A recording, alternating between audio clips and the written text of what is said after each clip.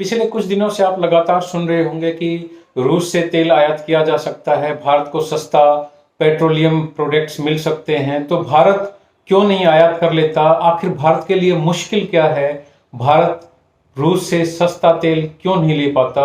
इसी के बारे में आज हम विश्लेषण करते हैं। यूक्रेन पर हमले की वजह से यूरोपियन यूनियन ने रूस से तेल और गैस के आयात में काफी कटौती की है। साथ ही ब्रिटेन ने भी इस साल के अंत तक रूसी तेल से छुटकारा पाने का डिसीजन लिया है और अमेरिका ने रूस से जो इंपोर्ट किए जाने वाले तेल और गैस हैं उस पर भी प्रतिबंध लगा दिया है।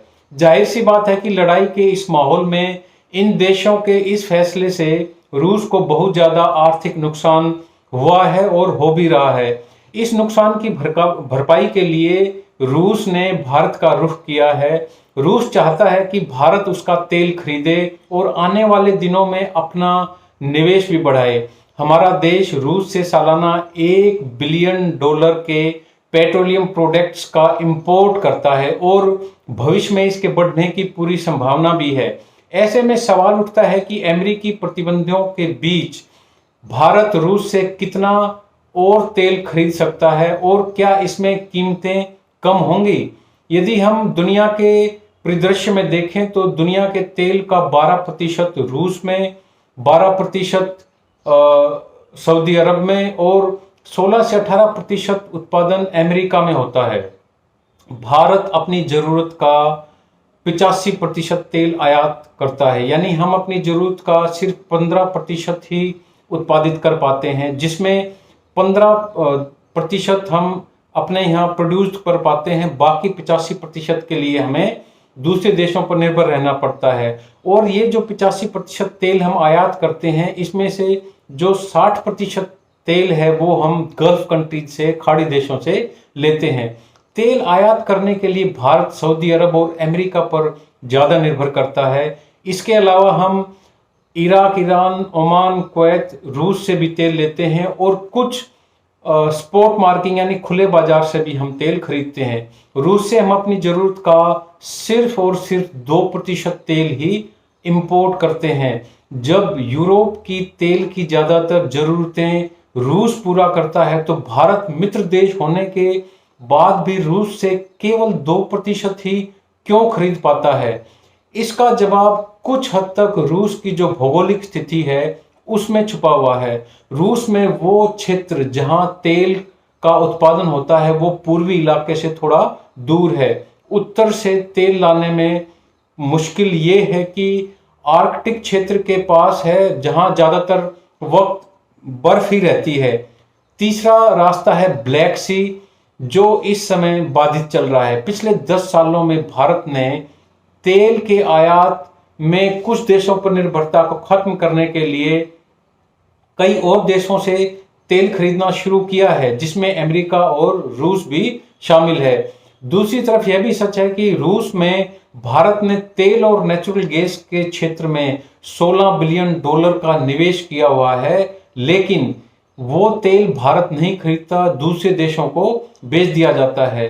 रूस से तेल खरीदने में आखिर मुश्किल क्या है, इन वजहों के बारे में भी अब हम बात करते हैं। वो ये कि फिलहाल रूस से तेल नहीं खरीदने की वजह से पूरी दुनिया में तेल की कीमतें बढ़ी हुई हैं और ऐसा माना जा रहा है कि रूस भारत को कम कीमत पर तेल बेचने को तैयार हो रहा है। बावजूद इसके भारत के लिए रूस से तेल आयात बढ़ाना बहुत मुश्किल हो रहा है। रूस से तेल खरीदने पर केवल अमेरिका में प्रतिबंध लगे हैं। भारत फिलहाल रूस से तेल खरीद तो सकता है, लेकिन रूस से तेल लाने में दिक्कतें ज्यादा हैं। इसके अलावा खरीदने पर पेमेंट में परेशानी भी आ सकती है। ऐसा हो सकता है कि भारत और रूस रुपए और रूबल में कारोबार के बजाय बार्टर सिस्टम की तर्ज पर कारोबार कर सकते हैं, जैसे ईरान पर प्रतिबंध के दौरान भारत ने किया था। लेकिन रूस और भारत के बीच तेल आयात करने के लिए इस समय परिस्थितियां अलग हैं।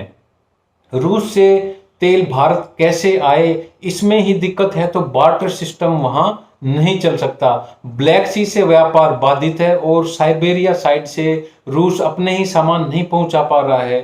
दिक्कत यह भी है कि रूस और भारत के बीच निर्यात और आयात एक जैसा नहीं है। भारत रूस से खरीदता ज़्यादा है और बेचता कम है।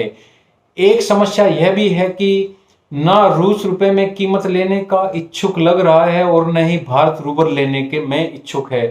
तो ईरान वाला मामला तो यहाँ नहीं चल सकता है। चीन ने रूस से गैस और तेल लेने के लिए पाइपलाइन बिछा रखी है जो भारत के पास नहीं है।